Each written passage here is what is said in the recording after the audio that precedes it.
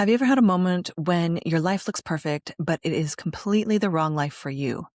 Today's guest, Jordan Tarver, has had that experience and lived to tell the tale, and he does it in his book, You Deserve This Shit, which we go over the story behind it, his process, and where he is at now living abroad with his partner. It's a beautiful story and also gives you permission to live the life of your dreams, which you all know I love. Take a listen. Let me know what you think. Hi, I'm Mickelle Weber, founder of House of Peregrine. This show is for life abroad and those crafting their life story with intention. I bring you conversations about international finances, meaning making, relationships, and parenting. I bring on the experts to help you on your journey so that you can connect more deeply with yourself, the people around you, and the place you currently call home.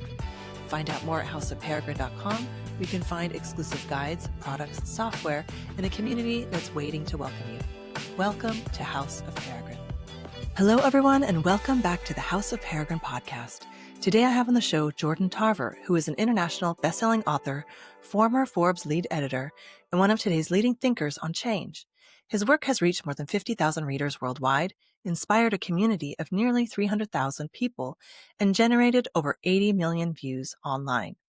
I'm really excited to talk to Jordan today about his entire vision of his life, from backpacking across Europe in his early life, now into a move to Spain, which is still unfolding. Welcome to the show, Jordan. I'm so excited to have you. Thanks so much for having me. I'm excited to talk about all the things that we're going to get into today.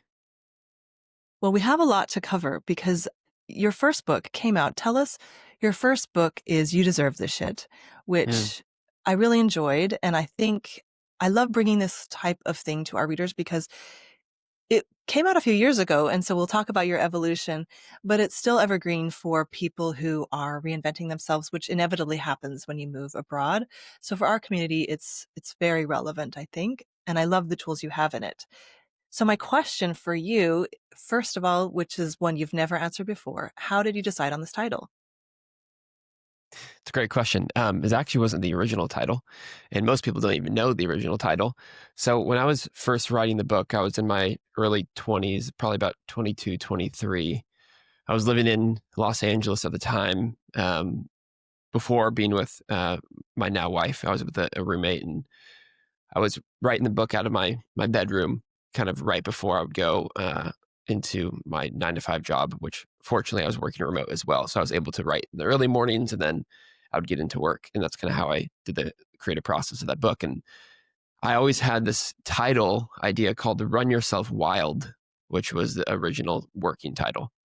And at the time I had just came out of a passion project called Moment to Whom It May Concern, which was technically my first book that I ever wrote, but it wasn't something that I put a lot of effort into marketing, getting out there. It was more of this passion project around my backpacking trip. And so I took my original journal and turned that into a book and put present day reflections into it. And that was the quote unquote first book I put out. And so I was kind of in this like really creative, like artist energy. And so Run Yourself Wild felt like it kind of complemented that first piece of work.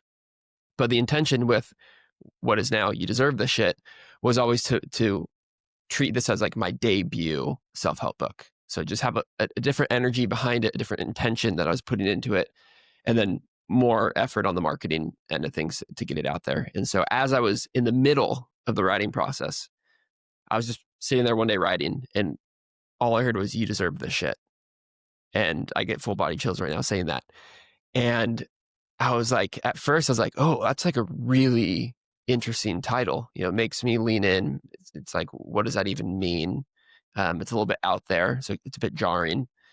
But then like my self-doubt and also like wanting to play small and like hide myself came in. And I was like, oh no, that's like, I shouldn't title it that. That's like too out there. And I think I was really afraid of the visibility that I knew it could bring me. Because it was a title I knew that could either stop the scroll or jump off the page if someone was shopping on Amazon.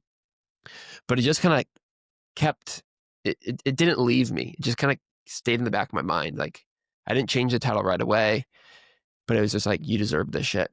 You deserve this shit. Just kind of kept coming back. And I still remember having a conversation with my wife. And I was like, I think I have a different title for the book. And I told her the title, "You Deserve the Shit." And she like lit up and she was like, that's the title. And then from that day moving forward, that was the title. It's amazing. It's it happens that way, right? And I think it probably those are loaded words, all of them. So deserving, this word in at least in the US and Canada and English speaking world is a swear word. In the Netherlands, it's not. But I think that yeah, this is the creative process. So thanks for giving us Mhm. insight into that. But do you think that that's part of what you wanted to do for your audience is there's sometimes this calling inside that much like your title happens and it comes in with this really healthy level of deserving, but also it's a healthy deserving, not an entitled deserving that you actually need to have to, if you're going to recreate your life. Yeah, I think, well, there's a few things that came up when I think about the title as well. Like the first thing that comes up is I didn't want to create a book that felt like it was for everybody on the front end, because if you just title something that's like really reachable and soft, and yeah, I think soft is what I think of. Like it's not gonna stand out. Like the world of books is a busy world. You know, there's a lot of books, and you have to do something to make it stand out. And so I always knew this is a way that I could healthily become divisive in the world of books and find my people. And so I knew I could use this title as a way to connect with the people who knew that there was a life out there that they deserved. So kind of like you're saying, it's like finding the people by titling in a way that attracted them. And it has done that. You know, it's attracted the people who believe that they deserve something more than they currently have. And the book is really about helping people on that journey to discovering what that is in their life and how to get unstuck if they're in a place of feeling stuck, and how to make change and how to find their path. And so the book title was definitely, there was strategy behind how can I use this as an opportunity to find my people and help them. Yeah. And going back to that, this was when you read the book, you learn about you that you took a solo trip backpacking across Europe after you graduated from university with a degree in business finance, I believe. Yeah. And then have you ever thought about this as an initiation you made for yourself? Because we do kind of lack ceremony in the world, especially for that age. Have you ever looked at it that way? Because that's what you say in the book sparked this book was this journey with your Mm, journal and ups and downs of backpacking. yeah. I mean, I always like, there's a very clear line of who I was before this trip and who I was after. Completely different person, both internally and externally. And prior to going on this trip, I was self-conscious. I wasn't the most confident version of myself. I was unsure of who I really was and what I wanted. And when I came home from the trip, I was like in this new confidence and energy and had so much more understanding of who Jordan Tarver was at the deepest level. And I don't know what my life would have looked like had I not taken that step. And so I really do think it was an initiation into the person I was capable of becoming, and really just the start of that evolution. It wasn't like I came back and then it was all, it's done, complete. Like that was just the Yeah. beginning. And Yeah. I just think it's opened up an ever evolving journey that I'm still on today. Yeah. But it put you on a different path is maybe a way of putting For it. sure. Hmm. Yeah. And when you were doing that, why do you think you wanted to bring this to other people? From a career in finance and I believe when you go abroad, it changes you forever. So that's why travel is so important. But this new path you were on, why do you think you felt compelled to share it with others? After realizing how much it gave me, and not even just the the traveling overseas, but just the self-discovery and the exploration of who I was. And after I experienced the life that it gifted me through understanding who I was and what I wanted and what I valued. It just made sense to share that with other people. I've always been someone who wants to share from a place of personal experience. I want to share about the things that I know work because I've already tried them.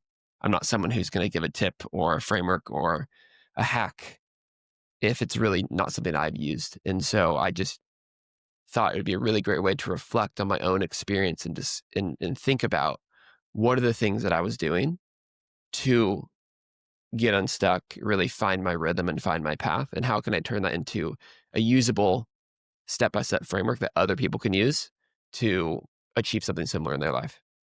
Yeah, nice. I always think one of my life purposes is to help people feel less lonely. And so Mm, it resonated with me in whatever they're doing. And so do you think that you maybe experience things as maybe a trailblazer a little bit, as someone who does things and then brings it forward for others, pays it forward for others, um, as you're out discovering for yourself and following your own, you call it self-awareness, mhm, um, following your own self-awareness, or as Nina Aziz Justin says, self-cartography. Um, mhm. there's people that are made to do that, explore and then come back and tell others, explore, come back and tell others so that they can follow or Yeah. learn. Do you find that as part of your life path, or does that resonate at all? Yeah, I've always felt like someone who goes against the grain and doesn't follow the status quo and has healthy rebellious energy. I wanna do things my way because I know that's gonna be the thing that affords me the life that I won't regret at the end of it.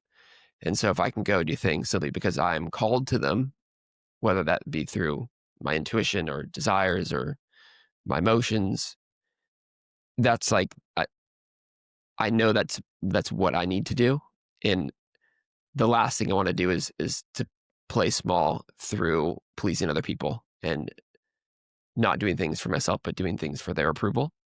And having that as kind of my ethos in life has given me the motivation to seek those experiences, whether that's what other people are doing. You know, I was one of the very few people, maybe only people in my friend group from university who didn't go into the workforce right after. I was like, I had a great degree from a really good business school in Southern California and could have easily jumped into a high paying finance job, but I just knew it wasn't meant for me. And I think having that awareness of knowing that has led me down these paths of feeling like that trailblazer energy. Um, but not in the sense that I want to trailblaze so much that I lose connection with the people around me, but I want to be able to bring back things that will help them pull them forward in their life too. Yeah. And so I think that what I saw in your work was this, it's an impulse that not everyone has. Um, and this is what you encourage. So talk to us a little bit about your definition of self-awareness, because it can be defined many ways. And so Hmm. I really liked how you kind of laid it out in the book, your first book. So give us a little in, insight into that. Yeah, it'd actually be interesting to read back to it the definition that I gave in the book because that was at this point maybe 8 years ago that I wrote that. Um, but now when I think of self awareness, it's really understanding the things that move me in life, also understanding how I feel about things and how I feel currently with where I'm at. And I think there is a level of self awareness that is both external and internal. Understanding like your internal world and your self concept and the things that feel like make you up, but then also understanding how that is in relation to the external world around you. So you can kind of feel like, or at least begin to understand where you find that sense of belonging, like where's the energetic match and alignment, and having that awareness of who you are, what moves you, what drives you, what triggers you in a positive way, to me is a huge unlock to finding that physical reality, the external world that is a match and getting into the right place. Yeah, absolutely. And that, for me, So just for our audience, you have since, so like you said, this was 8 years ago, you wrote the first book, and now you've since actually moved abroad and written a I have. second book, which we'll talk about. But that seems to me a place where sometimes people have to learn these skills after they've moved. But for you, it led to a move abroad. And Hmm. so, can you tell us a little bit about, you know, from writing this book, which we'll keep referring back to, your first book, to a move abroad? And of course, I think you got married in there. So a lot changes in 8 years when you're in your 20s and 30s. Yeah. But tell us that story a little bit about how this self-awareness, I like to call it self-cartography now, like it's a new phrase I've picked up in the last year. But that, how that led to a move abroad, especially at a time when a lot of people are leaving something they don't like, where I think I have a feeling it was different for you. Yeah. So, I mean, from the moment that I traveled out to Europe on my solo trip, it was meant to be a 5.5 week backpacking trip. And the day before I was going to fly home, there was no point for me to go home. And I was single at the time. I had no job. I'd moved out of my house. But I'd really connected with these people in Barcelona in 2016 who worked at this hostel. And I asked if they had any opportunities to volunteer at the hostel. And they said, yeah, can you be here tomorrow? And I was like, oh, shit. Like, yeah, I could probably do that. And so I bought a one-way ticket back to Barcelona and extended the trip out to 3 months. And I lived in Barcelona for the rest of the time, working at a hostel for just like volunteering for room. Um, and from that moment on, I knew like I really enjoyed the European culture. I know the European culture really summarizes like a lot of places, but just at a high level, like just really enjoyed being out in Europe, in Spain specifically. So I've always had a connection with the culture and kind of being more here, integrated into the local scene versus just being on vacation. And so I feel like when I came home, maybe like deep in my soul and in the back of my mind, I knew that story wasn't over. And within a couple months of being back home, I got together with my now wife, and it had always been a shared dream of ours to live overseas. She never got to do the backpacking trip or the study abroad stuff, so she's always wanted to really come out here for a more um, long term stay. And in 2015, 2016, actually, right before I graduated and went on the trip, I found out that I was eligible for Italian citizenship. And that was a very long process. We schedule our appointments 2 years in advance. So I scheduled my appointment in 2016 for 2018. And we got our passports in 2019. And so once I had the Italian passport in my hand, felt like the golden ticket because now I could go anywhere in Europe and live there for as long as I wished.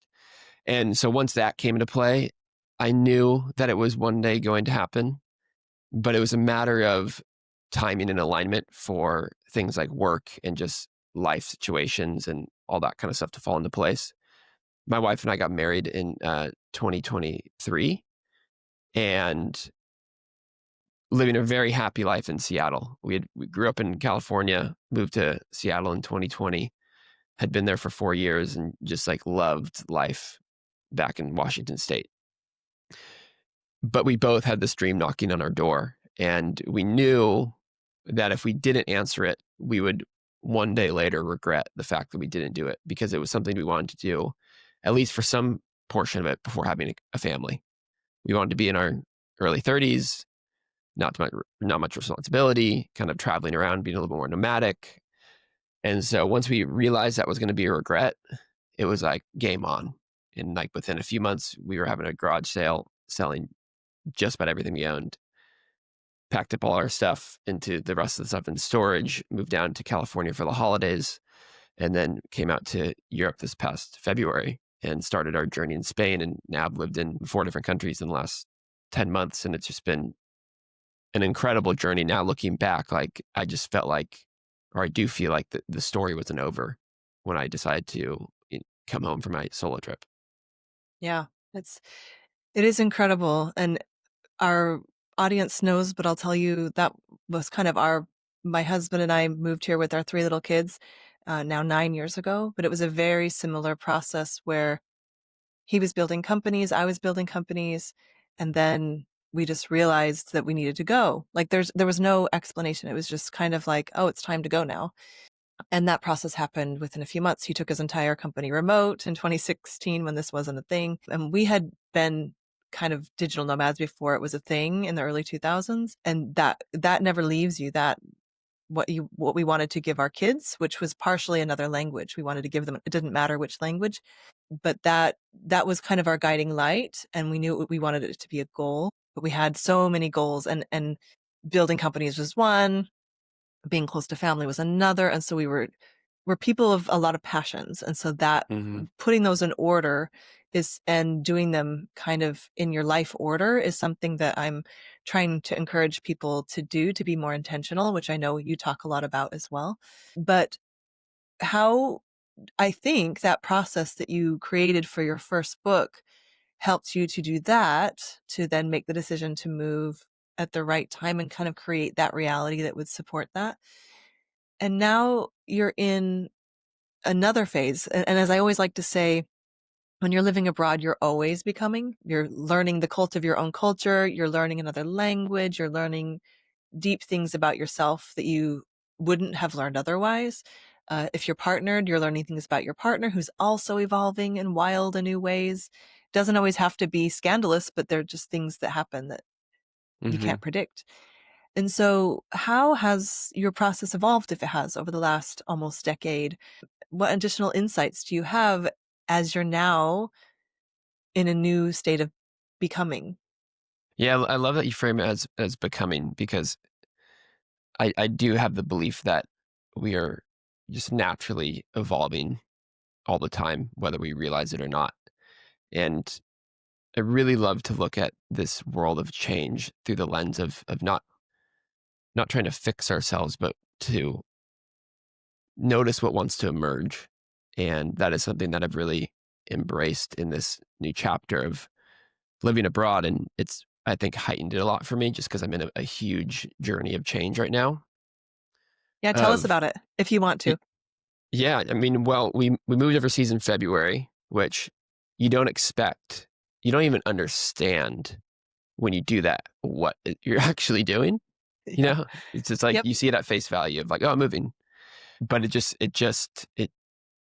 takes you on a journey. And 3 months after that, I decided to quit my corporate job and go all in on my books and speaking. And so to have that layered on top of recreating a life, which is an aligned change because that was part that also was going to recreate what work looked like in my life and how I identify with my work and things like that. But it just brought up this like supercharged transformation that I've been on, and really uncovering like what it is that I want to do and how I want to spend my time at this point in my life. And I think it's always important to remember that what you may have liked at one point, or the things that may have gave you passion, or the things that gave you purpose, will absolutely change. Like we're changing beings, and it's really crucial to check in with ourselves often and say, okay, what do I want now? Like what is the line now? And this journey of reinventing my entire life through the place I live and the place I work has really allowed me to take some moments of honesty and asking myself, like, what do I want? What do I want my experience to look like? And also, what's trying to emerge? Like, what are the things that want to naturally come through in my work, in my personal life, that maybe I've disregarded because of self doubt or fear or playing small to feel safe? But just really taking this as a moment to ask myself, what is trying to emerge, and can I honor those things in order to become who I'm capable of being? Yeah. And in my experience, at least, there are some people who are better at subduing those calls than others. And so for me, that's what leadership looks like, is I actually can't not follow these calls, or else they kind of destroy me, which is a little bit of a creative personality. And maybe Mm, you have that too, where it's kind of like, yeah, I'd love to just stick around and live in the same house and do the same things, but that's not what's trying to emerge. And actually, what's trying to emerge is kind of not leaving me any choice, if that makes sense. mhm. Yeah, totally. Um, because I always say I would love to be one of those people that lives in the same place because I grew up in Salt Lake City. It's gorgeous there. Family around, but that's not what wanted to emerge.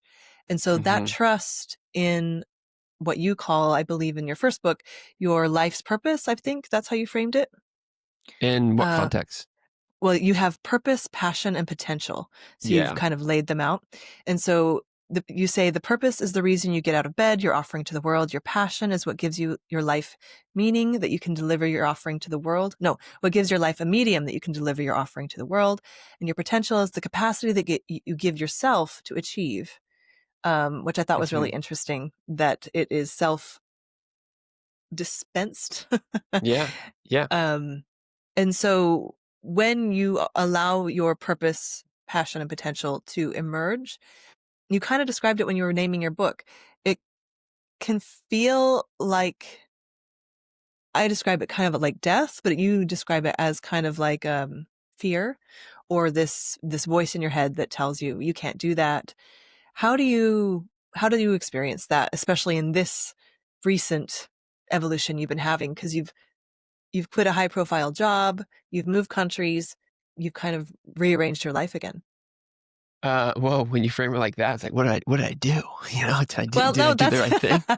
well, you did do But that. That's I know, I was like, whoa, I've never actually, I don't, I definitely, I'm human, and I tend to downplay a lot of things I've done in my career and work. And sometimes I don't look at the things the same way other people may look at what it says on paper. And but sometimes when I really think about when I look back and what I've done and what I've changed, it's like, whoa, that is that real? Did that happen? And it's just interesting to. I'm kind of lost in that thought right now, so you might need to bring me back with the question. But it's interesting to think about the changes when you look back at them. yeah, what it reminds me of is following your instincts. So when you're following your instincts, you're not looking at a map or you're not looking at others, you're not looking Hmm. around. You're kind of just focused on the path ahead, what your impressions are, what you're experiencing and relying more on that. And Yes. that occurs to me what you're encouraging people to do, not Yep. ditch everything, not leave everything. Sure, if that's your path, but when you really tune in to your instincts, your inner desire and what's trying to emerge, kind of things fall away like this and you end up doing kind of incredible things. That's been my experience. And then you look back Yeah. and think, well, it's just what made sense. Right. Yeah. Um, yeah. I think instincts are really, really key when it comes to becoming who you want to be, evolving into who you're capable of evolving into, or living the life that you want to live. I have this belief that um, change itself is an energy. It's an active energy that is running through our life at all times. And I kind of imagine it like a river just beneath the surface, or like you can see it as an undercurrent. And it's always available there for us to dip into and co-create with it. I think a lot of people think life happens to them, or that it is all on them to create their life. And I just Yep. don't believe that's true. I It's believe not. it's actually an act of co-creation, and we're in a relationship to this energy of change. And the way that you begin to access that undercurrent is you start to listen to those callings, which come through. I mentioned earlier with myself, but come through your intuition. So you have your those pulls that you just can't deny, whether it's a gut feeling or if it's something in your mind or it's a voice you hear. Uh, though that's like the intuitive calling. You have your desires, which are the things that you just know you want to do, and then you have your emotions, which typically show up in uncomfortable emotions as a tension, things that create friction of like something needs to shift to relieve this pressure in my life. And then the one that most people don't like is the surprises. So you have the surprises and the unexpected things that happen. And I believe those unexpected events, even if they're perceived bad, are callings in themselves. Those are callings because they're calling on us to ask, what is this unexpected event asking of me to become? What does it want me to shift and change about my life? And if we can connect with those four things and use those as points that we can tune into to understand the things that want to emerge, that's really how we pinpoint where we're trying to be pulled by the universe. And I think one of the most important parts of all of that, though, is you do have to realize and recognize where you are in your life with your current situation. And when you're in your early 20s, it's really easy to just go and drop everything and go. But when you're in your 30s and you have a family and maybe you're taking care of aging parents, your decisions impact the people around you in different ways. And it's not as easy to just pull the cord and go. And so what I always like to encourage people to do is to really look at your situation and see change as a dial that you can turn to the degree that you're capable of, that won't have a negative impact on the things that mean something to you. And so you can turn that dial from 0 to 10 all you want. And that gives people this sense of agency and control of how much they can actually change their life, because not everyone can just move away. Not everyone can just hit the reset button. And Nor I is think it's everyone supposed to. Nor is everyone supposed to. absolutely. It may not be part of your path, and that's why it takes all types in the Yeah. world. Yeah, and I just think when we think about making these changes in our life and trying to connect with what wants to emerge, like, remember the dial, and that you can turn it to where it works for your situation, and that is the most important part about change. Yeah.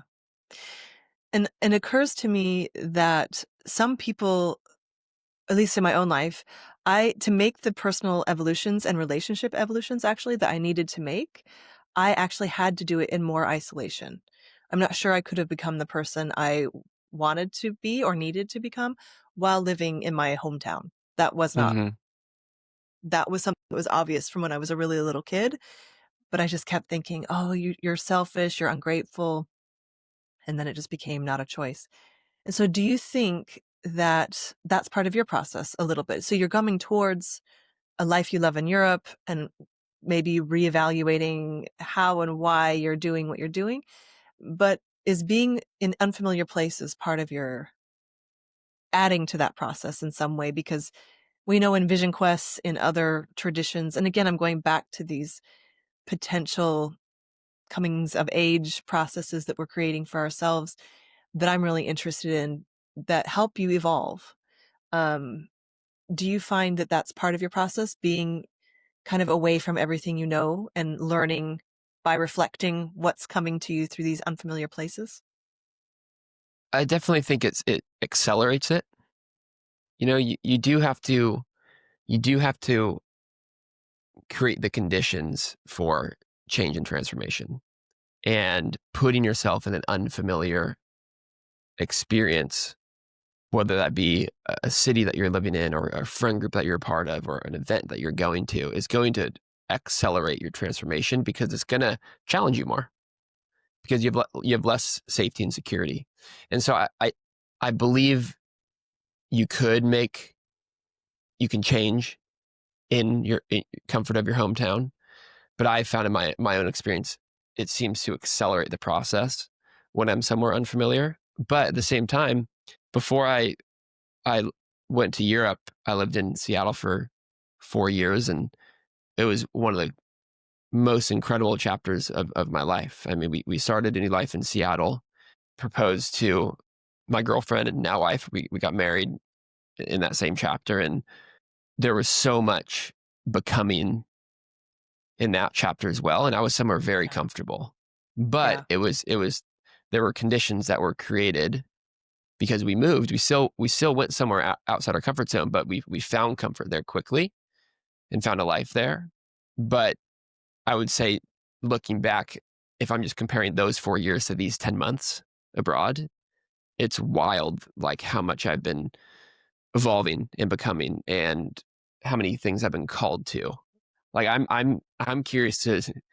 We're gonna go home to the States for the first time for a visit, April of 26, which will be over a year since we've been home. And I'm really curious to see, I don't know, how I feel around old parts that I used to walk, and the people and my friends, and do they notice anything different? Because it's like, I've evolved and changed, but that's me. That's who I Yeah. know I am now. And so Yeah. I'm not interacting with people from that past chapter, because we're out here. And so when I meet new people, I'm meeting them as my new self.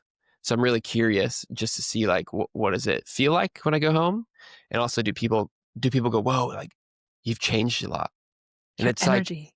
yeah. I wrote something a long time ago. It's like, I hope the next time I see my friends, they say, wow, you've really changed, Yeah. and Yeah. that's how I want to live my life. Yeah. I don't want to stay the But it, same. yeah, but does that, it occurs to me, and this is what I've experienced, and also my husband, who grew up as an Air Force kind of brat, he would always say, it's not that I don't miss the people that I was growing up with, but every time I moved, I got to choose who I became. And so Hmm. I could try out different things, and it was the constraints of staying in one place that made him feel like he couldn't grow. And so the Hmm. people around you sometimes want you to stay the same or need you to stay the same.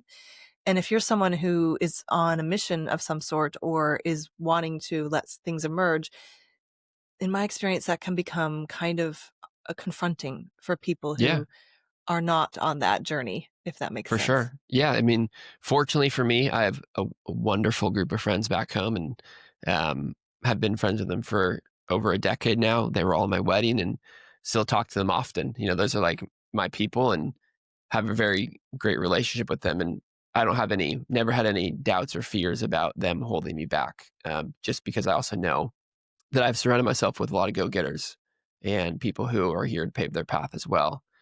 And I think their support over the years has given me the encouragement to be like, yeah, like doing these things is right for me.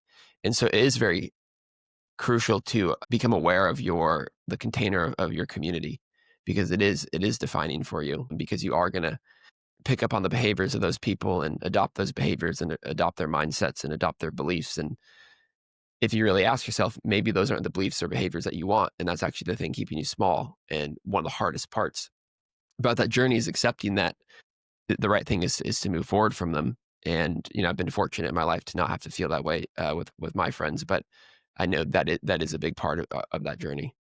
Yeah. And we say that's why it's called House of Peregrine. So peregrines exist on every continent of the world, but the word means outsider. And so Mm, that feeling you're describing of going back home can sometimes be a relief. It can be it's a very complex experience, usually, no matter how you feel about the people or the place you left, because you've changed so much. Home is never one place again. So you're starting to build the home within, which is again a reference to Nina's work. But that journey is super important. And it seems to me, so tell me about your second book, the workbook and the book. yeah. Um, is that a little bit what you cover in that for people? No, the second book I put out is called Pursuit of Purpose, and it shares a proven system to find your purpose and live with confidence, direction, and meaning. And so that was a book that was also birthed through returning home from my first trip, because I came home and I put out this book, You Deserve This Shit, which was really all about the things I did on my trip to go on this journey of self-discovery.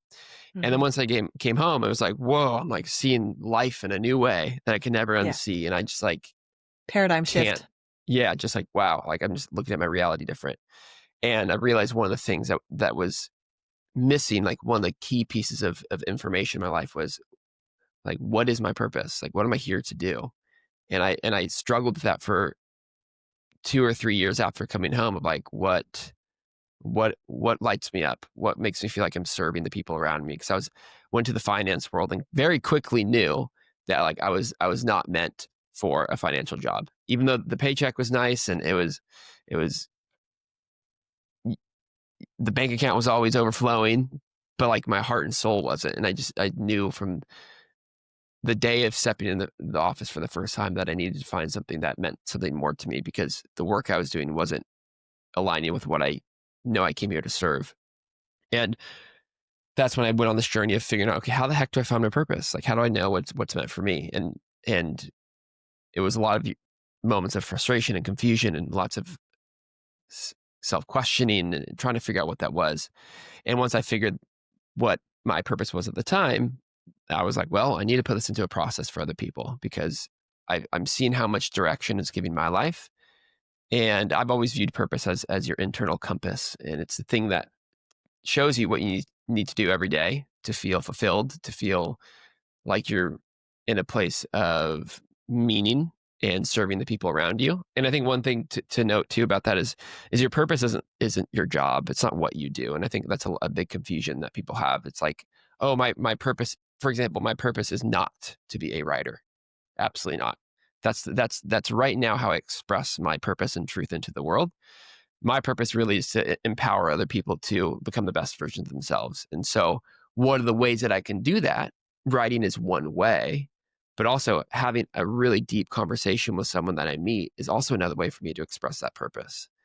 And so, I want to kind of like level set that of like, your purpose isn't the what, it's the why. And That is a really hard thing to explain to people, actually, because that's how I feel about a lot of what I do at House of Peregrine. Like, my entire life goal is not to become a podcaster, but it is an incredible way to express mhm, and get across what I want to. And so yeah, that's actually, especially maybe for Americans, I don't know. totally. That's a big journey, actually, Yeah. I into mean, that well, distinction. in the States, we identify with what we do for work. Like, the first question is like, what do you do for work when you meet Yeah, someone? it's your And that's just not identity. Yep. right. It's not how people wear it out here around Europe that I've found, at least. It's part of them, but it's not the point of who they are. And so once I understood this idea of purpose and how it could serve in my life, and I saw it starting to, make my relationships better. I saw it starting to make my work better. I saw it starting to make how I felt about myself and the belonging that I felt, because I felt like I was on this like path of something that felt so sacred to me. I created Pursuit of Purpose, which is a book and a workbook. And so the book takes you through the four phases of finding your purpose. And then the workbook puts all that stuff into practice into very simple daily exercises that takes you through a 30-day plan. So you don't have to figure out how to do it on your own. Because I know a lot of the things that I experienced in my journey was like, what the hell do I do? How do I figure it out? Like, what do Yeah, I do? in the dark, you're kind of like, Yeah. yeah, And I just really wanted it to make, I think because I understand how crucial it is to understand that sense of purpose in your life. I didn't want it to be a guessing game for people. And I just wanted to be like, here are the exact exercises that I used and the exact process that I went through to uncover this piece of clarity. And it's an incredibly powerful book and workbook, and I'm really proud of kind of what came from my experience. And I'm excited to kind of start getting out into the world. It's new as of this year, and I just had some really incredible conversations with people who have gone through it, and I know there's just so many people that can benefit from it. So I'm excited for it to find the people that it's meant to find. yeah. And I'm especially excited to bring both of these to our audience because you've alluded to it a couple of times, but there's multiple chapters in your life. Graduating from university is one of them, but we always say at House of Peregrine, like, you get additional life chapters in your life. Uh, Mm, every transition you go through in different countries or different phases. And so there's no real roadmap for how to continue to become if you've moved countries. And so having these frameworks and the knowledge that others are going through it is part of my life's purpose, is bringing mm, these creations to people so they feel less alone and actually they can express what they need to in life. Because we all know that just the admin of international life can take yeah, all your life force energy. And so we don't need to be scrambling around in the dark as well on that. And so your work is really, I think, evergreen for this process because no one tells you that you're going to be on an extreme life, uh, I don't know, not upgrade, but you're in hyper growth when you're living abroad, no matter for how long sure, you're there. totally. And so, Yeah, so I and love that's that. like, well, I appreciate you saying that, and that's really my goal with the work that I put out is how can we simplify these things for people and make it doable and give them a sense of support through it so they do feel less alone, because it could be a lot to figure out on your own, and it could be overwhelming that you never want to figure it out. But with the right tools and frameworks, I think it just makes the process a little bit less stressful and overwhelming. And that's really my goal. If I could give people just a little bit of that support, that's going to make me happy. Yeah. And no one ever tells you you have to unbecome to become something new. And so there's that little bit of grief that can come Totally. with whether you're leaving a Yeah. country, a relationship, a job. Um, how have you experienced that in your the most recent transition you're going through? It's exciting, it's amazing, but when you're in the thick of it, there's a lot of grief, there's a lot of Like you said, what the fuck is going on with me, and what the fuck did I do? Yeah, I think the biggest thing that was hardest for me to let go was just the rhythm of life. You know, it's so different in the States compared to Europe, and work, daily life, culture, like all of it, just the speed of life, the rhythm is so different, and it can cause so much friction to try to force your American ways into the European culture because it simply just doesn't operate in that way. And being someone who was like waking up early, going to the gym, starting work early, and me trying to place that into here just didn't work. And it's taken, I would say it took about 6 months to get to any reasonable level of acceptance to be able to move forward and accept that like life just doesn't work that way out here. And that's okay. You know, that's okay. And so it was hard for me to let go of that because I had so much comfort and security in my previous rhythm. Um, but And that's like so kind of, interesting because a lot of Americans leave the US to embrace that rhythm. And you, mhm. that was your no one told me this moment. Like, oh, wait, I Yeah, well, can't I just think, keep my schedule. yeah, as an entrepreneur, like I'm just in a go getter with a lot of aspirations of things I want to do in this world. I didn't want to slow down because I didn't want. I started to believe that if I slow down, then I'm falling behind, Yeah. and I've really That's very enjoyed American. super American. Um, I am one, um, and it's been really a beautiful journey though to embrace this new rhythm, and I'm excited for whatever happens in our future, whether we stay here long term or we go back to the States, just to bring pieces of this experience into other areas of my life, and just happy that there's things that I didn't know existed or ways you could live that are still just as good or if not better. And so Yeah. it's been really nice, even though hard to move through that kind of letting go and grieving period, but to get on the other side of really embodying the new things I want to come through. Yeah. And what's emerging in yourself, because that's the real change. Spain's not going to change that much. Yeah. It's you that's changing. I want to talk a little bit about your process with your wife and Yeah. how you're, because when one person's growing this much, you're both growing this much, and you're newlyweds. So that's also, I mean, you've been married 2 years, you said. Hmm. We'd been married 15 years, I think, when we moved here, 10 years, Wow. 12 years. And the divorce rate among internationals is astronomical. Like it's a huge, because you're changing so much, the change we're discussing, that tends to lead to, you know, people growing apart if they don't grow together. And so I'm curious what your process has been. I know you guys do a lot of things together, like professionally. Yeah. Um, but tell me how that's been for you. I'm always very curious, especially since you're kind of not at the beginning, but you're also not really Hmm. dug in. How has that been for you guys, if you don't mind me asking? Yeah. It's been awesome. We're both definitely on our own change journeys in the sense that we're experiencing different things. You know, it's this journey is bringing up what we're both meant to experience, so we can evolve into who we're supposed to become for this next chapter of our life. Especially as we move into a chapter of wanting to start a family, and we've always just been super in sync, which is why we're married. But It's not always you that know, way. we've just always had a lot of shared values and beliefs and dreams and visions, and that's why these decisions in life have been easier because we've both been on the same frequency for it. It wasn't like, oh, I want to go, but oh, I don't want to go. And it's just like this tug of war. It's always kind of been this flow. And we've known each other for 13 years. So we have a lot of friendship history before we were together. We've been together for almost 9 years. So we were friends for 4 years before being in any sort of romantic relationship. And so we've had a really strong foundation of knowing each other on a friendship level as well, which has been super helpful in our entire journey, not just this journey.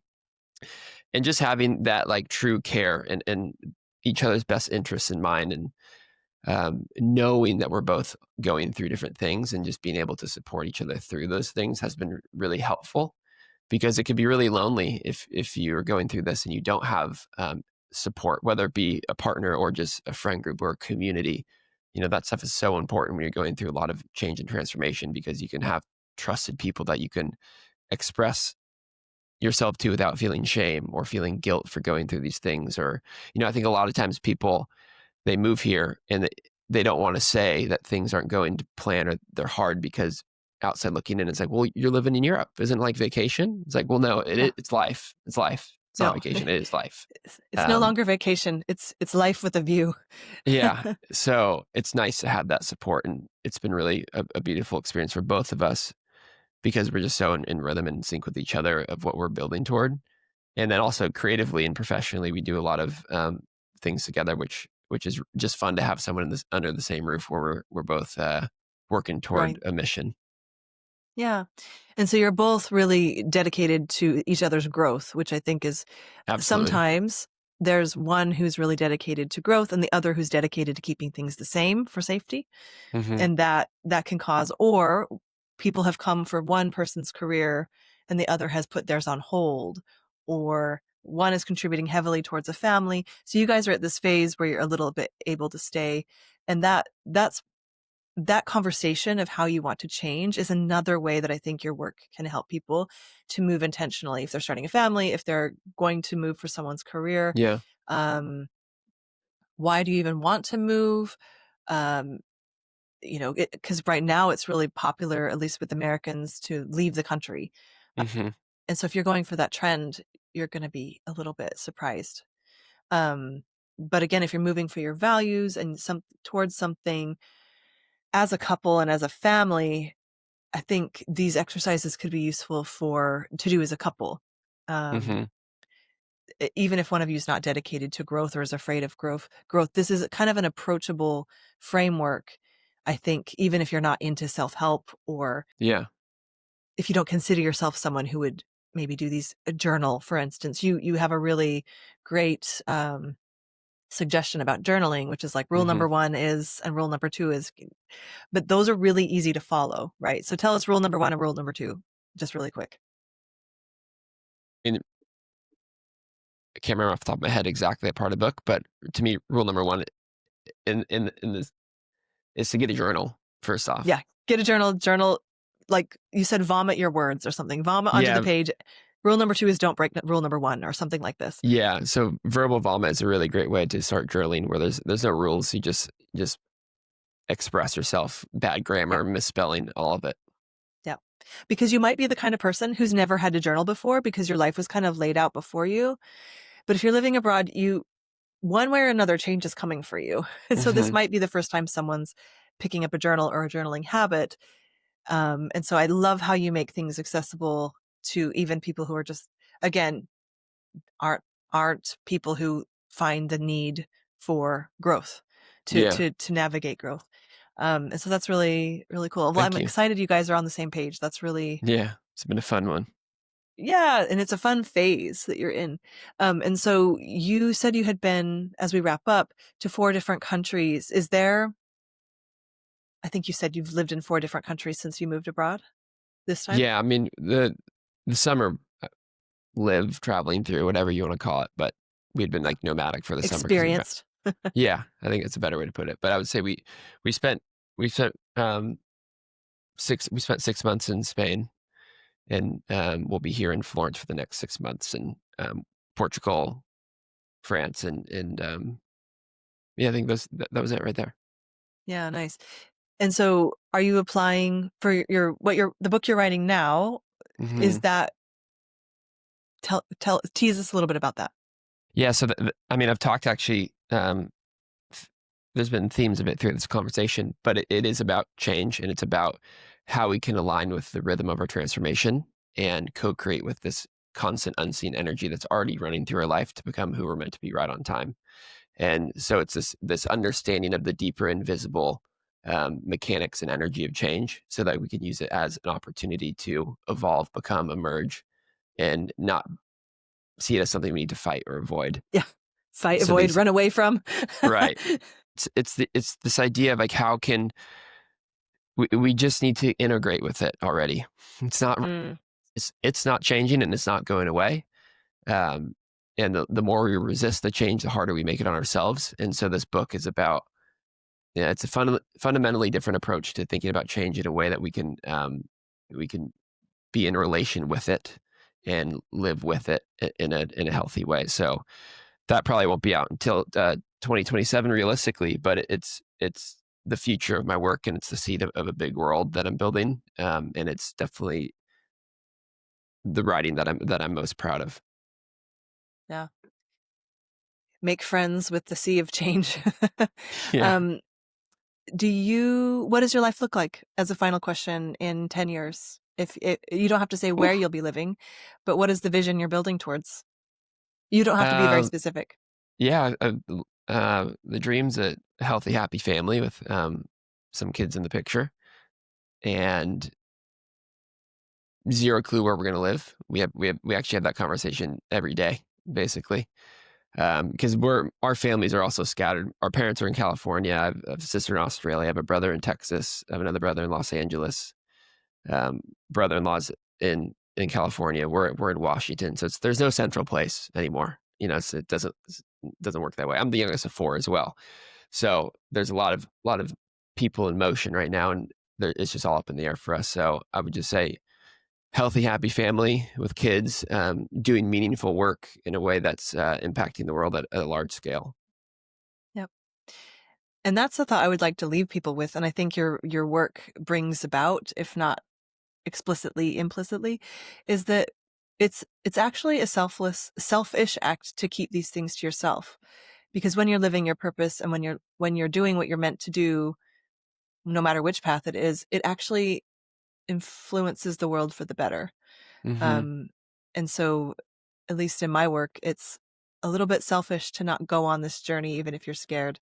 And even if you end up living in your same hometown, it's not about where, it's about how you're Mm-hmm. intentionally living your life. And so I really love that your work brings this about and it helps people with the actual how. Mm-hmm. Because Thank you for saying that. these ideas can be very lofty, and without the why or the how, it feels very overwhelming, or can feel very Mm-hmm. overwhelming. And so congratulations on your work, and I can't wait to see what's Thank you. coming out next. Maybe you can come I back appreciate it. on. Yeah, then. And yeah, where can people reach you? Where should people find you? I'm on Instagram and TikTok at Jordan Tarver. And then my wife and I have a joint account where we share a lot about our move living abroad. And that is Nicole and Jordan, also on Instagram and TikTok. Nice. Okay. You can find them there. And for everyone listening, thank you so much for joining us today. I really appreciate it. Please find us on wherever you listen to podcasts, and give us a review if you feel like it. It really helps us out. Thanks again for joining us, and we'll see you next time. Okay, that's it for today. I hope you've enjoyed our show. For the latest insights on living internationally, join us at houseofperegrine.com to find out how you can connect with our community. Let's craft our life story with intention together.